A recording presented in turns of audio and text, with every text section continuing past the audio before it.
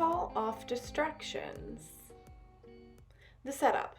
Get a handful of their daily kibble, a towel or a snuffle mat, which is optional, higher value rewards such as hot dog or cheese, and be prepared with your marker word or clicker. Okay. So I'm going to wait to have her eyes. Jenna!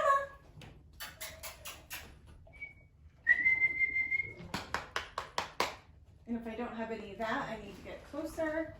Jenna! Come! Say come and move away only when your dog turns and looks at you. Mark and reward with a higher value treat. Okay. With a lot of practice, your dog should start to leave the scattered food almost instantly and come to you. Running away fast builds speed and enthusiasm into your recall. Good girl. Sprinkle. Winnie starts to leave behind the scattered food. That's so great. Winnie, come. Yes. That's fantastic.